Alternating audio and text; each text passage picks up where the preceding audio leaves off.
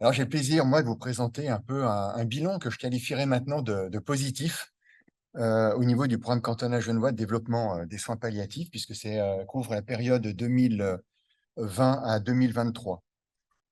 Pour resituer un peu je vais essayer de ne pas me tromper sans touche, clac. Et là, alors, les flèches. Ah, bah ouais, j'ai appuyé sur la mauvaise. Merci. Alors, je vais resituer un peu, peut-être, c'est toujours intéressant de resituer le contexte cantonal qui donne cette évolution. Je passerai sur le contexte, bien évidemment épidémiologique, parce qu'on le connaît tous, avec le vieillissement de la population, l'augmentation des maladies chroniques et bien évidemment derrière, une augmentation des besoins, au niveau des soins palliatifs. Pourquoi le contexte cantonal? Parce que, donc le contexte au niveau politique, parce que ça nous donne une force d'action sur ce canton, notamment parce que les soins palliatifs sont inscrits dans la loi genevoise sur la santé, donc ça c'est un élément fort. On participe activement à la plateforme nationale de soins palliatifs. Et puis, ça a permis de lancer les programmes qu'on connaît, c'est-à-dire le premier programme 2012-2014 qui s'est passé. Ensuite, on est sur le programme 2020-2023. Et puis, on m'a demandé de me préparer pour le programme 2025-2029. Donc là, on a vraiment un vrai développement et une impulsion politique qui est donnée au niveau des soins palliatifs. Alors le partenariat, on peut dire on est vraiment au centre parce que, on peut pas réaliser un programme cantonal, sans faire appel à l'ensemble des acteurs du réseau, sans faire appel aux professionnels, qui sont sur notre canton et on sait que, l'union fait la force et ça c'est très important. Les plans cantonaux, ils ont cette spécificité ici à Genève, c'est qu'ils démarrent, du terrain. C'est-à-dire, on réunit un peu l'ensemble des acteurs, on fait un bilan, une radiographie de l'existant et on regarde ce qui manque, quelles sont les impulsions qu'on doit encore donner sur le plan cantonal. Bien sûr, on regarde ça à l'orée de ce qui se fait sur au niveau de notre pays, de la Suisse et également aussi de l'Europe. Une fois qu'on pose un peu tous les éléments et tous les développements que l'on pourrait réaliser, tant au niveau des infrastructures que des actions terrain, ça monte dans la direction générale de la santé auprès du magistrat, puis du Conseil d'État incorpore pour une validation et ça redescend sur le terrain. Et c'est bien le terrain qui va mettre en pratique les objectifs au travers des actions. Et c'est ce qui fait un peu la force du programme cantonal, c'est qu'on a une forte participation des acteurs. Il y a plus de 80 personnes qui participent d'une manière ou d'une autre à ce programme cantonal et à sa mise en œuvre. Alors, au niveau des défis, là, ça reprend un peu ce que nous a dit Sophie Potet en introduction sur sa slide « Nous serons prêts ». Donc, on voit qu'on a des défis à relever. D'abord, c'est cette population qui, au travers d'un sondage de l'Office fédéral de la santé publique, qui nous dit qu'elle aimerait mourir à domicile chez elle, et seuls 20% y arrivent aujourd'hui. Donc là, on voit qu'on a un effort important à réaliser. Cette fameuse identification précoce des personnes en situation palliative, alors on voit qu'au niveau du cancer, on y est, et puis qu'au niveau des autres maladies, et là, on l'a vu avec la présentation de la doctoresse Hélène Cara, qu'on n'y est peut-être pas encore par ailleurs, notamment pour tout ce qui est cardiovasculaire, pulmonaire et les démences. On a enfin cette fameuse coordination et coopération qui est insuffisante et qui empêche un peu un objectif que l'on vise, c'est le continuum des soins et l'efficience du dispositif sanitaire. J'espère qu'on arrivera à renforcer cet aspect sur le troisième plan cantonal à venir. On a maintenant, et ça c'est sur le plan fédéral, donc on n'a pas toutes les coups des franches sur le plan cantonal, on a un financement lacunaire et fragmenté. Et à ce titre-là, c'est une anecdote, c'est assez intéressant parce que lundi, on était à Annecy, sur France, pour découvrir un peu les dynamiques qu'ils mettaient en place. Et eux ont complètement intégré, par exemple, la coordination dans le financement. Donc, la coordination est intégralement financée par les assureurs maladie et les pouvoirs politiques. On a également la formation des acteurs, et là, on va y revenir. On a dit dans le plan cantonal au départ que c'était un peu insuffisant, d'où le fait qu'on a mis le turbo. Là, on est content parce que ce turbo, on l'a mis pour compléter des formations qui sont d'ores et déjà existantes chez nos partenaires, et on l'a vu avec notamment la FEGEMS. Alors, où en sommes-nous avec ce programme cantonal? Donc, on voit qu'on a 5 objectifs principaux. Et là-dedans, pas mal de choses se sont donc réalisées. Tout d'abord, on a réalisé une planification cantonale complète. On s'est dit, qu'est-ce qui manque au niveau des infrastructures? Et puis, on est arrivé à une conclusion qu'il fallait, d'une part, renforcer les unités mobiles, et puis qu'il nous manquait un peu une résidence palliative.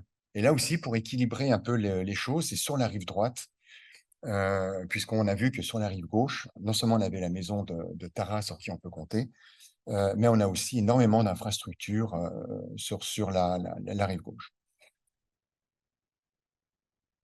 Juste pour dire pour la résidence palliative, donc le projet maintenant est abouti, une étude de faisabilité a été réalisée, et puis on attend la décision maintenant de notre magistrat pour pouvoir aller de l'avant avec ce projet. On veut aussi promouvoir le maintien à domicile. Là, on a un projet qui doit voir le jour avant la fin de cette année, qui est la pharmacie à domicile. Donc, c'est l'accès aux médicaments 24 heures sur 24, 7 jours sur 7. L'équipement, on a un projet aussi d'équipement à domicile, c'est-à-dire comment on peut équiper à moindre coût les domiciles pour ceux qui veulent y rester. Et puis, un renforcement du piquet médico-soignant. Alors, il y a il y a une grande partie qui est manquante, c'est toute cette coordination qu'on essaye maintenant de mettre en place, sur lesquels on va avoir une réflexion vraiment approfondie.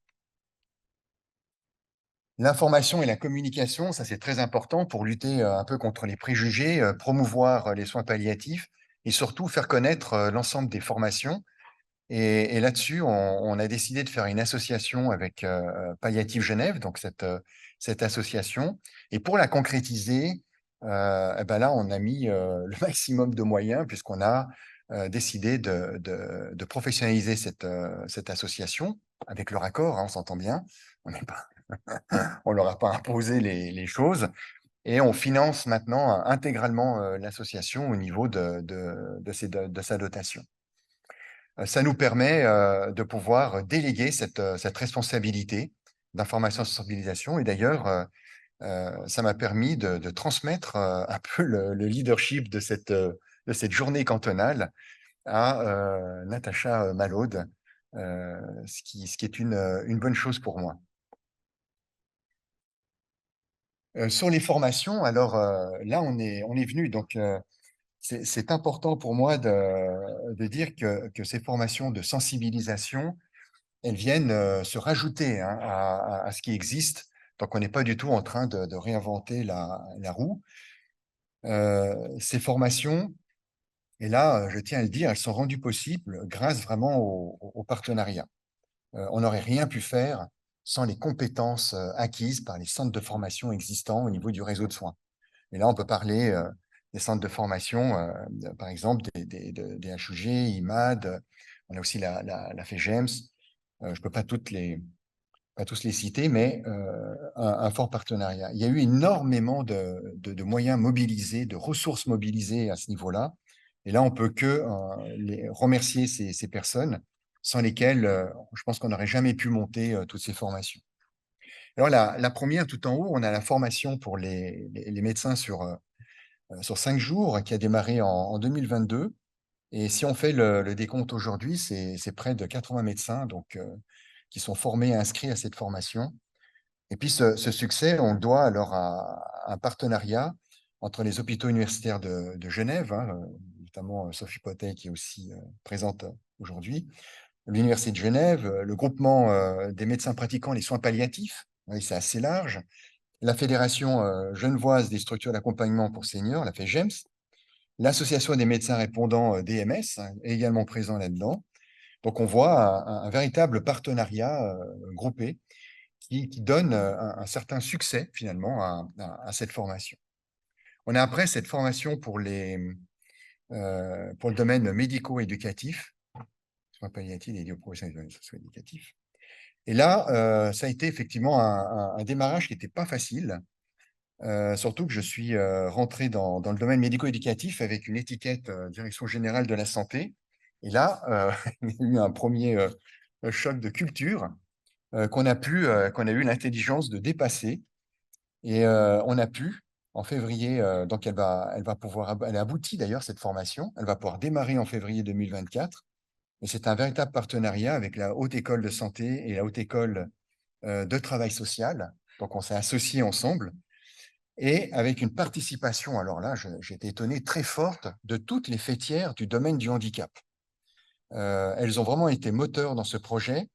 Elles l'ont suivi, elles sont inscrites dedans, et puis elles nous ont permis d'adapter tout notre vocabulaire à ce domaine de compétences.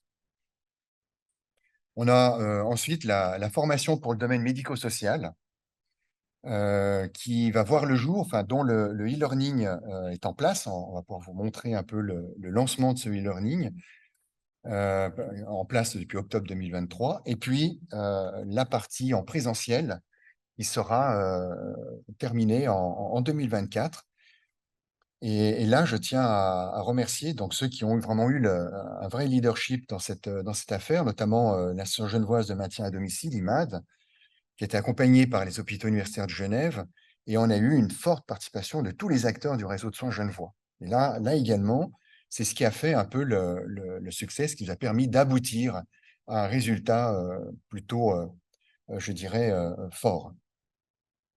Alors, dans ces formations, je cite les trois, mais le canton soutient également la formation des bénévoles au niveau de la maison de Tara. Donc là, on est heureux. Et puis, on soutient également la formation des personnes proches aidantes. Et en fait, on investit pas loin de 350 000 francs, pour dire, dans la formation au niveau du plan cantonal, uniquement du plan cantonal soins palliatifs. Donc, c'est un excellent résultat et ça montre un peu la volonté politique de performer un peu dans les soins palliatifs. On a ensuite la qualité des prestations et recherche. Et là, c'est intéressant puisque dans le cadre de ce plan cantonal, il y a une volonté un peu des acteurs du terrain de dire on aimerait généraliser les bonnes pratiques. Et dans le cadre de cette génération des bonnes pratiques, ça a été finalement de se dire pourquoi on n'adopterait pas finalement le label qualité palliative, qui est bien connu en Suisse et qui a été développé par l'association palliative suisse. Comme vous le savez, c'est un label qui a la qualité de couvrir des domaines spécifiques qui sont hospitaliers, unités mobiles, les établissements médico-sociaux. Un petit clin d'œil à Katia Pécou. 3e S sont certifiés sur 54. Peut mieux faire quand même. Alors, il manque, vous avez vu sur ce label qualité, la partie des aides et soins à domicile. Et ça, c'est assez intéressant, puisque là aussi, les acteurs du terrain, mobilisés là-dessus, se sont dit, mais il faut qu'on développe quelque chose.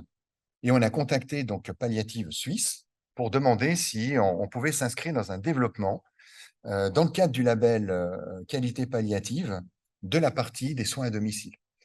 Et on a créé comme ça un partenariat global avec Palliative Suisse et on s'est lancé.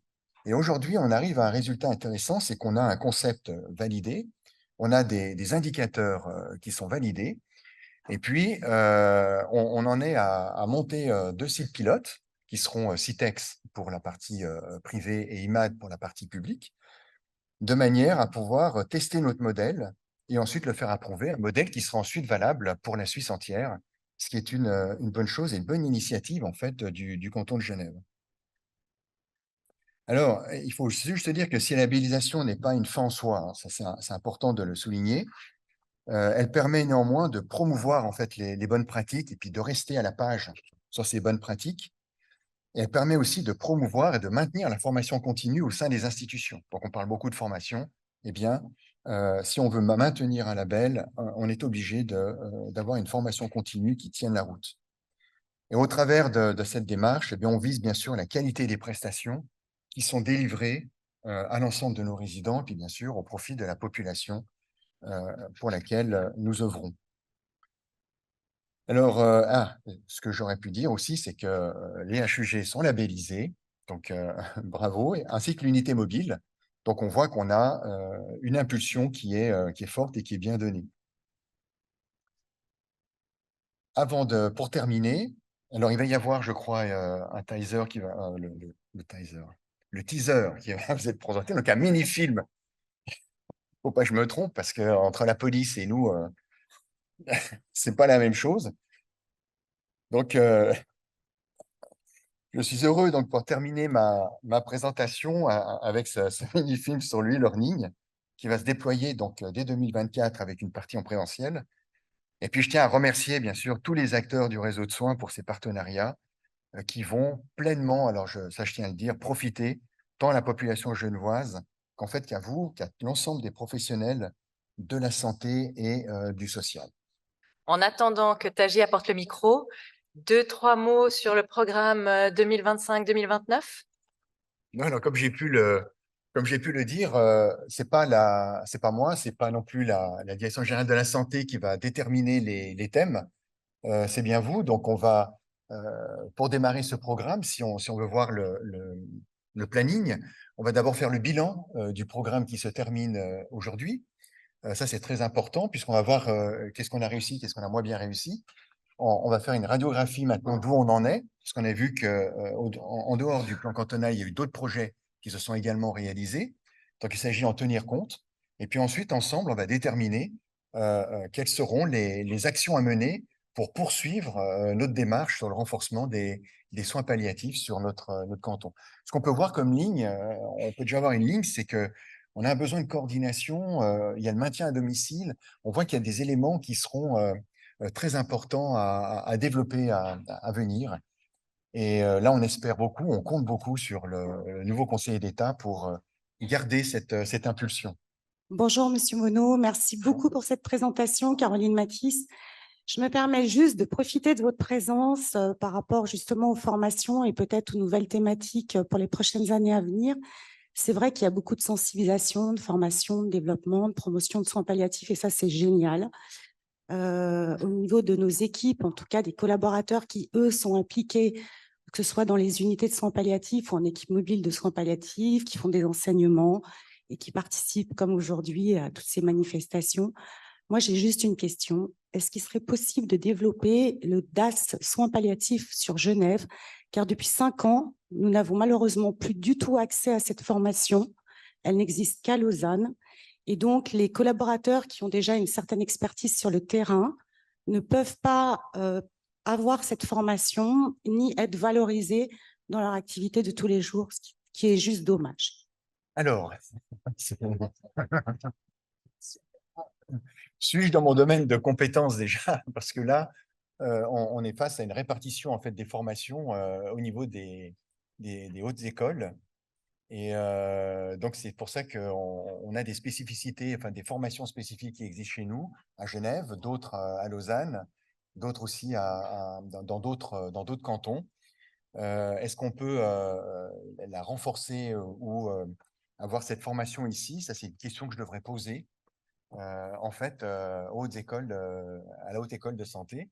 Et là, je me fais volontiers le porte-parole. Et je vais volontiers poser cette question pour voir où est-ce qu'ils en sont et quels sont les possibles. Merci beaucoup. Moi, je voulais juste peut-être relever, c'est probablement prévu dans la coordination. Je pense qu'il y a aussi la coordination financière qui rentre dans la coordination.